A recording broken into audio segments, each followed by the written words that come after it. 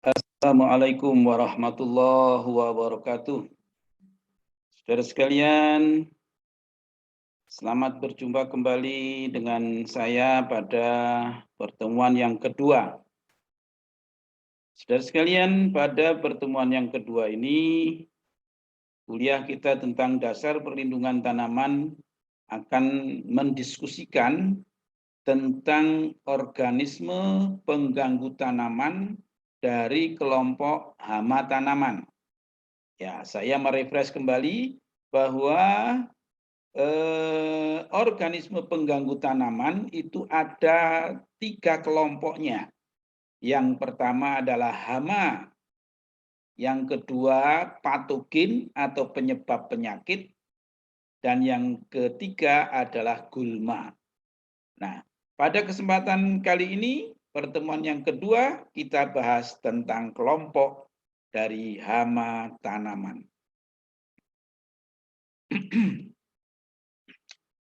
Baik, saudara sekalian, sebelum kita berlanjut, kita akan mendiskusikan apa yang disebut dengan hama itu. Di masyarakat ini seringkali rancu, gitu ya, rancu, bias, pandangan atau batasan terhadap hama itu yang disebut dengan hama itu masyarakat kadangkala menjadi tidak jelas apa itu hama, apa itu penyakit, gitu ya. Yang dimaksud hama itu apa, yang dimaksud penyakit itu apa, kadangkala tertukar-tukar gitu. Masyarakat sering menyebut penyakit itu juga hama. Kemudian tidak ada perbedaan hama dengan penyakit itu dianggapnya sama. Padahal di dalam dasar perlindungan tanaman kita sebagai akademisi harus bisa membedakannya. Nah, mari sekarang kita akan membahas tentang penyakit hama tanaman. Nah, ini sharing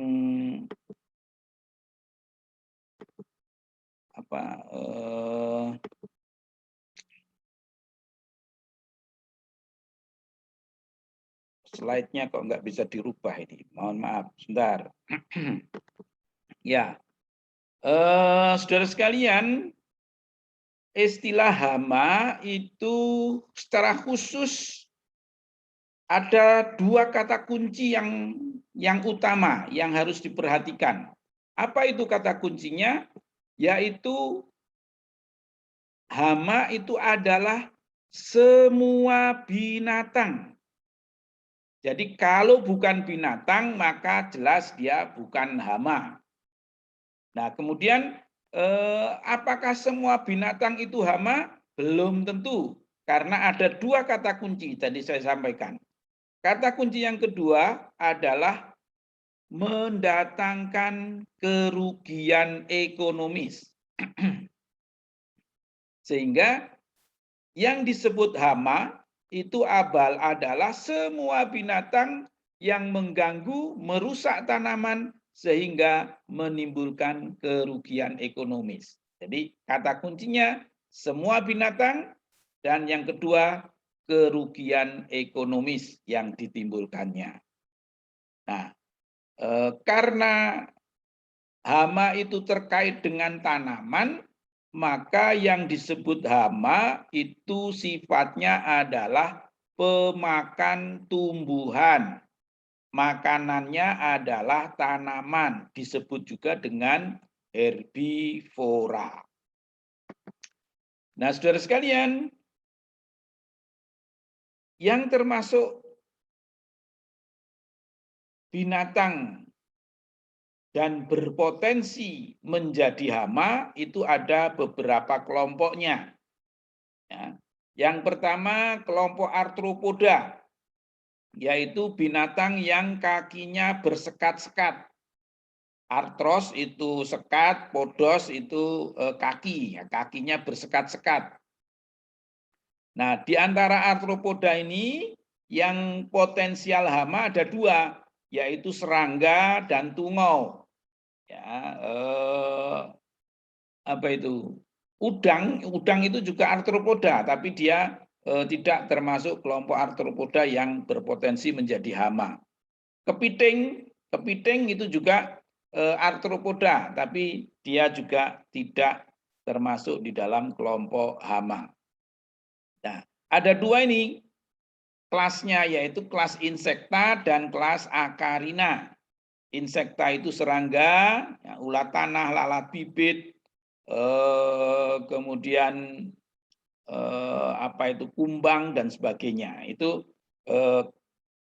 apa binatang yang berpotensial menjadi hama. Dan kelas serangga ini di antara semua binatang hampir 90% itu yang sudah diketahui adalah jenis serangga atau jenis arthropoda gitu ya. Dari arthropoda itu juga 90%-nya adalah serangga. Jadi yang paling banyak binatang yang diketahui, dikenali adalah dari jenis serangga. Oleh karena itu, yang dominan menjadi hama juga dari jenis serangga. Kalau tungau apa bedanya dengan serangga? Kalau serangga itu berpaki 6 atau 3 pasang, kalau tungau itu sama-sama kakinya bersekat-sekat, tapi jumlah kakinya berbeda. Tungau itu jumlah kakinya 8 atau 4 pasang. Serangga itu 3 pasang, Acarina atau tungau itu 4 pasang. Berkaki 6 atau berkaki 8. Tungau jenis Acarina ini atau mites ya, tungau merah biasanya yang menjadi hama pada tanaman. Kemudian dari kelompok mamalia, binatang menyusui, ada babi hutan, kera, musang, luwak. Luwak itu kalau di kebun kopi, di kebun liar atau di kebun luwaknya itu liar, maka luwak itu menjadi hama. Tapi kalau kemudian luwaknya itu ditangkap dan dipelihara, diberi makan buah kopi, maka luwak itu bukan sebagai hama. Nah, kemudian dari jenis rodentisida, binatang mengerat, ada tikus, tupai, kelelawar, ini berpotensi menjadi hama. Kemudian ada jenis nematoda, cacing yang menyerang tanaman. Nanti kita diskusikan satu persatu. Kemudian ada burung, kelompok dari burung. Nah, burung-burung yang makanannya adalah makanan-makanan dari tanaman, apakah itu pucuknya, daunnya, atau buah dan bijinya itu burung itu menjadi berpotensi sebagai hama. Nah, lanjut saudara sekalian, ini contoh-contoh hama. Nah, saya kira kalian bisa melihat ya, ini ada ulat kilan, ada ulat bumi ya, ulat bumi, ulat Agrotis epsilon, itu ulat yang biasa ada di dalam tanah, di bawah permukaan tanah. Tahu-tahu tanaman kita putus leher akarnya dimakan oleh Agrotis epsilon atau ulat tanah ini. Kemudian ulat-ulat yang makan daun ini pada berbagai tanaman kita sering jumpai. Ada burung, ini dari jenis burung yang ini kalau gini nih burung gelatik ya, ini kemudian burung emprit. Ini memakan padi-padian. Ini kelompok binatang mengerat, tikus dan kawan-kawannya. ini juga begitu ya, satu. Nah, kemudian kita akan nanti saudara bisa kaji lebih jauh lagi tentang hama-hama penting pada tanaman pangan. Ya, penting tanaman pangan itu ada pangan itu padi dan palawija ya, jagung, palawija, kedelai itu termasuk palawija. Umbi-umbian itu tanaman pangan masuk palawija. Nah, hamanya apa saja? Banyak sekali hamanya. Silahkan nanti dikembangkan. Ini pada kuliah tatap maya seperti ini kita tidak bisa berlama-lama. Nanti kembangkan sendiri, banyak contoh-contohnya.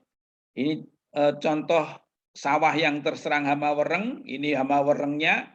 Kemudian yang diserang penggerek batang biasanya tanaman padinya ini hampa, kopong gitu ya. Nah, ini hamanya yang menyerang. Kemudian silas. Silas ini penggerek pada ubi jalar. Ubi jalar kalau dimasuki ini, dimakan oleh ini, masuk ke dalam tubuhnya ini biasanya ada rasa dan bau yang tidak enak gitu ya, tidak enak. Kemudian ini penggerek tongkol pada tanaman jagung. Ya, banyak sekali. Hamanya banyak. Ini sekedar contoh saja. Silahkan nanti dikembangkan lebih lanjut. Kemudian ada hama-hama penting tanaman hortikultura. Apa itu tanaman hortikultura? Tanaman hortikultura itu adalah dari jenis sayur, buah-buahan, dan tanaman hias.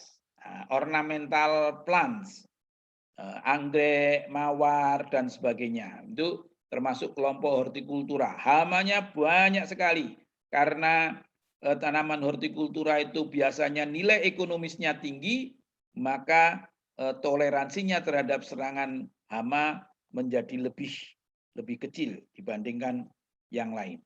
Kemudian tanaman perkebunan. Apa saja yang masuk tanaman perkebunan? Ya banyak sekali.